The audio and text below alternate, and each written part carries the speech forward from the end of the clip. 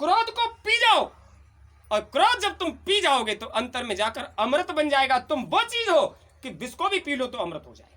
क्रोध को पी जाओ, जब तुम उसे पी जाओगे तो देखो फिर तुम्हें कितना बड़ा लाभ देता है। आप करके देखो, क्रोध आए, गुस्सा आए तो आप उसको पी जाओ, कुछ मत कहिए, और जो सामने आएगा देखिए कितना लाभ देगा।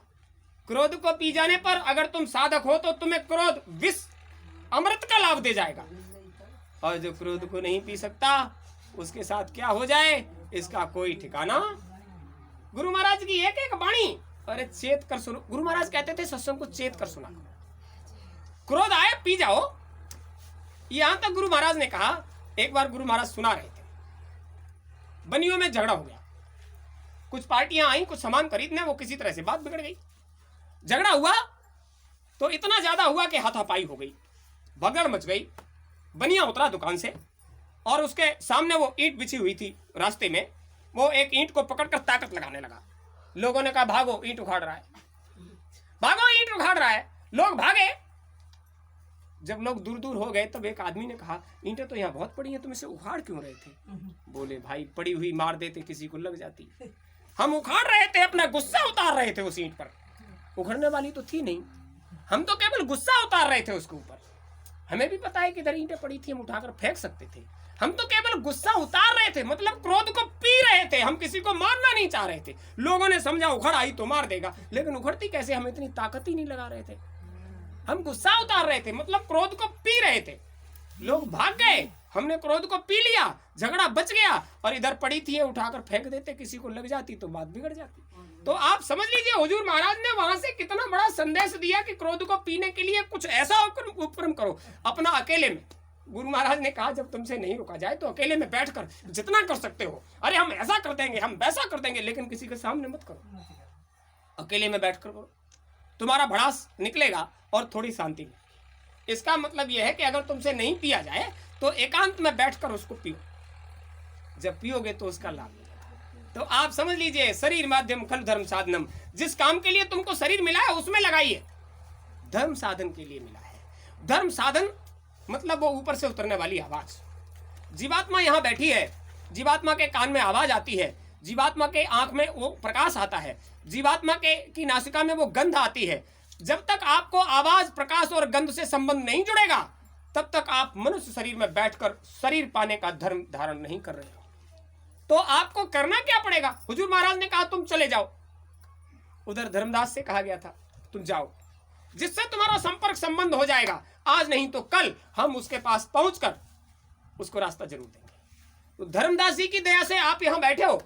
धर्मदास जी ने अपने जीवन में जो कुछ था सब गंवा दिया, और गंवाने के बाद सबके पास चलकर गए तो उन्होंने कोई छोड़ा ही नहीं। पूरे आर्यावर्त में पति पत्नी पैदल भ्रमण किया, बच्चे बच्चे से मुलाकात की, क्योंकि हुजूर ने कह दिया जिससे तुम मुलाकात कर जाओगे उसको रास्ता देना हमारी जिम्मेदारी है, उसको हम जरूर ले जाएंगे। इधर क्या कहा, बच्चा तुम जिस जिससे संपर्क कर जाओगे मेरी गारंटी है आप गुरु महाराज के हो जाइए, जितना कहा जाए उतना करिए, आज नहीं तो कल आपको मनुष्य का शरीर मिलेगा और आप साधन भजन करके अपने घर जाओगे। लेकिन ये दौर कौन सा चल रहा है खूब समझ लीजिए। अभी जितना जगह है उतने लोग हैं, भीड़ इसलिए बढ़ेगी क्योंकि अच्छाई अच्छाई की तरफ और बुराई बुराई की तरफ अब मुट्ठी बांध कर भाग रही है। आप मुट्ठी बांध कर कब भागते हो? तब भागते हो जब तुम्हें सामने से दिखाई दे रहा है कि अब मौत आ रही। मौत जब सामने दिखाई दे तो कैसे भागते हो? मुट्ठी बांध कर और पूरी ताकत लगाकर। तो आप समझ लीजिए काल के जीव काल की तरफ और दयाल के जीव दयाल की तरफ मुट्ठी भागकर बांधने वाले हैं। और जब ऐसी भगदड़ पड़ेगी तो दयाल अपने जीवों को अपने आगोश में बुलाएंगे और काल अपने जीवों को अपने आगोश में बुलाएंगे। जहां दयाल दरबार लगा रहे होंगे वहां दयाल के पहुंचेंगे, और जहां काल के दरबार लगे होंगे वहां काल के पहुंचेंगे। फर्क थोड़ा सा है, पहचान आप समझ लीजिए। काल के जीव अभी मिलेंगे ना तो काल के देश में रह रहे हो तो काल बड़ी खुशामद करता है, मोटे तगड़े बड़े पेट वाले चमकदार बढ़िया। और दयाल के मिलेंगे सूखे पाके, क्योंकि काल उन पर मेहरबान नहीं है। जब काल मेहरबान नहीं है तो वो हरे भरे कहां से दिखाई देंगे। दयाल का रास्ता ऐसा है, वो तो सूखा पाखा है। जो वो कहते हैं रूखा सूखा खाए के ठंडा पानी पीऊ, देख पराई चूपड़ी मत ललचाए जीव। और काल का क्या मामला है? अरे पराई चूपड़ी दिखाई दे तो फिर आप समझ लीजिए, चढ़ी रसोई देखकर गिर पर बेईमान, जरा देर की कायली भर दिन का आराम। तो आप समझ लीजिए काल और दयाल में क्या फर्क है। ये है, गुरु महाराज ने कहा था जिसने इधर के पदार्थों पर अपने आप को बिठा दिया वो उधर का स्वाद ले ही नहीं सकता। जिसने इधर के पदार्थों पर अपने अंतःकरण को बिठा दिया वो उधर का स्वाद ले ही नहीं सकता। और जो उधर का स्वाद लेना चाहता है उसे इधर के पदार्थों से अपने आप को मोड़ना पड़े। तो आप समझ लीजिए, अगर आप अपना पेट भरते हो तो आपको अपने 10 आश्रितों का पेट भरने की जिम्मेदारी भी दी जाती है। आप संसार में रहते हो, देखो कहीं भी ऐसा नहीं होता। गुरु महाराज ने एक जुमला कहा था, जब कबीर साहब के शरीर में आए थे और वो जाने लगे तो लोग घबराने लगे। तो उन्होंने कहा बच्चा घबराते काहे को हो? बोले हुजूर आप जा रहे हैं, हमारी संभाल कैसे होगी? बोले अरे तुम घबराते काहे को हो? हमने जब तुमसे संबंध बना लिया है तो आप ध्यान रहे, हमने संबंध बनाया है तो जब तक तुम्हें तुम्हारे घर नहीं पहुंचा देते हम तुम्हें छोड़ने वाले, जब तक तुम्हें तुम्हारे घर तक नहीं पहुंचा देते तुम्हें छोड़ने वाले नहीं है। बोले हुजूर हम कैसे जान पाएंगे? तो उन्होंने कहा हम बता देते हैं। सीधे से कहा घबराइयो मत हंसा, हम फिर आवेंगे, काशीपुरी मुक्ति का नाका आके यज्ञ रचावेंगे। घबराइयो मत हंसा, हम फिर। आज तक जो गुरु महाराज ने यज्ञ काशी में करा दिया, संत मत में यज्ञ वज्ञ नहीं है। प्रेमियों ने पूछा हुजूर ये क्या है, संत मत में यज्ञ कहाँ होता है? बोले बेटा एक मोटी बात समझ लीजिए, ये दुनिया है, इसमें चारों तरफ बैठे हैं वेद और बीच में है खड़ा हुआ है महात्मा का लबेद। ये लबेद है, चारों तरफ वेद बैठे हैं और बीच में खड़ा है महात्मा का लबेद। तुम जिसको मानते हो अगर उस हिसाब से हम तुमको नहीं बुलाएंगे तो तुम हमारे पास आओगे ही नहीं। तुम जिसे मानते हो उसी के हिसाब से हम तुम्हें बुलाएंगे और जब हम तुम्हें बुलाएंगे तो हम अपनी बात भी तुमसे कह पाएंगे। जब तुम हमारे पास ही नहीं आओगे तो कहेंगे किससे? तो ये चारों तरफ बैठा है वेद, हम यज्ञ करा रहे हैं।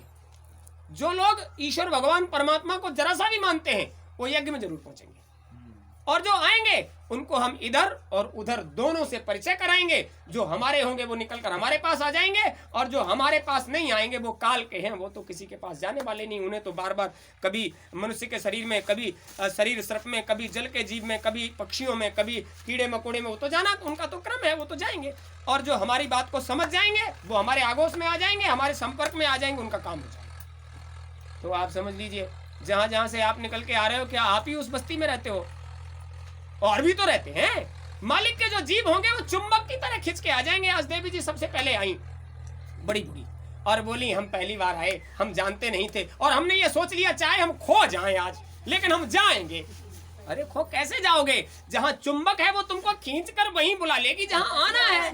तो ये मालिक का मामला है, आप निश्चिंत हो जाइए। जैसे धर्मदास जी ने अपना काम किया ऐसे ही ये काम भी 24 सालों से चल रहा है। आज जितने लोग गुरु महाराज के काम में लगे हैं ना, वो गुरु महाराज के काम में जो आज लगे हैं उन्होंने कुछ समय से ये काम शुरू किया है। गुरु महाराज के संपर्क में सन 95 के बाद 96 से ये काम शुरू हो गया। सन 96 से ये काम शुरू हो गया और 2020 चल रहा है। इतने लंबे समय से ये काम आज तक बंद तो नहीं है, जो हो रहा है वो आज तक बंद तो नहीं है। गुरु महाराज ने क्या कहा था? बच्चा ज्यादा दौड़ने वाले जब गिरते हैं तो दांत हाथ में आ जाते हैं। ज्यादा दौड़ने वाले जब गिरते हैं तो पटक भी उन्हें बहुत तगड़ी लगती है। इसलिए दौड़ो मत, आराम से चलो, धीरे धीरे धीरे धीरे, और समय के हिसाब से सब काम होंगे।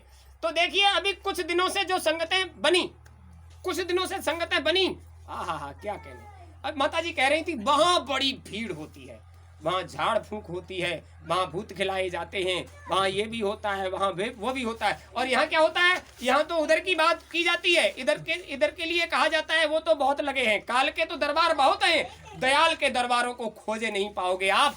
जहाँ दयाल का दरबार होगा वहाँ इधर की बात ही नहीं होगी, वहाँ तो उधर की बात होगी। जो सच्ची बात है वो होगी, किताबों में खोजे नहीं मिलती वो बात होगी।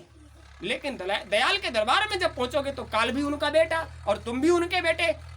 तो काल के भी जीव आएंगे उन पर भी दया होगी, दयाल के जीव आएंगे उन पर भी दया होगी। लेकिन दयाल के जीव जब काल के दरबार में जाएंगे तो उनके साथ अच्छा व्यवहार, भगाओ इनको यहां से।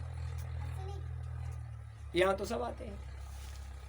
उनके व्यवहार में और मालिक के व्यवहार में कितना अंतर है कि आप कैसे भी हो। गुरु महाराज ने कहा गुरुआई का काम बहुत कठिन है।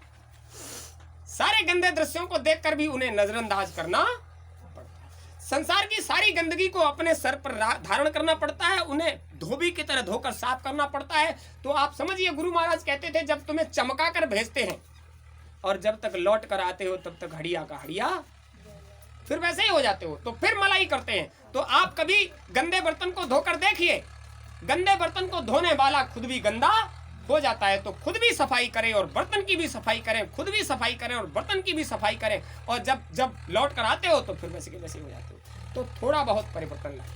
गुरु महाराज ने कहा जब तक अपने अंतर में बदलाव नहीं लाओगे तब तक संसार में बदलाव आने वाला। तो ये पूरी दुनिया जो घूम रही है दूसरे को सुधारने के लिए घूम रही है। संसार का हर प्राणी विचार कर ले कि हमें सुधरना है तो पूरा संसार सुधर जाएगा, और एक आदमी विचार कर ले कि हमें पूरा संसार सुधारना है, एक आदमी को नहीं सुधार सकता। सुधरोगे तो अपने मन से और बिगड़ोगे तो अपने मन से, दूसरा कोई नहीं। हाँ, मन को सुधारने के लिए आपको संगति में जाना पड़ेगा। तो आपसे क्या कहा था, तन से, मन से, धन से, 3 तरह से सेवा होती है।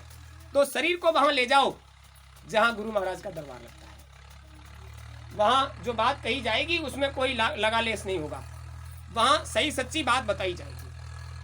मन वहां लगेगा, तन से जाओगे तो मन वहां लगेगा, और तन और मन जहां लगेगा वहां आप जब पहुंचो तो अपने धन को पवित्र करने के लिए कभी क्या हुआ, 5 रुपए का प्रसाद ले आए, 2 रुपए, 5 रुपए, 10 रुपए सेवा ले आए, अपने खून पसीने मेहनत ईमानदारी का लाए। ये नहीं है अरे कि ऐसा हो गया तो चलो हाथ लग गया तो ले जाए, ऐसा कभी मत लाइएगा। वो दरबार मालिक का है, ऐसा नहीं होता है, ये सब ठीक नहीं होता है। आप निश्चिंत रहिए, गुरु महाराज के दरबार में आज तक कोई काम, कहीं भी मालिक ने दरबार लगाया हो, आज तक कभी कोई काम रुकने वाला और रुकता नहीं है। वो तो मालिक का काम है, वो हमारा आपका थोड़ा ही है। जो उनका काम है वो तो होता ही है। बड़ी बात, 3 दिन का कार्यक्रम होगा, 29, 30, 31। इस बार कार्यक्रम कुछ अलग ही होगा। देखिए बड़ी बात, कार्यक्रम बिल्कुल अलग होगा। विचार तो हमारा ये था कि आगे उसको बढ़ा देंगे। अम्मा ने कहा नहीं, जो कर लो वो कर लो, नाम धुन भी अभी कर लो। अब अम्मा ने कहा तो अभी तो 24 घंटे का नाम धुनी होगा।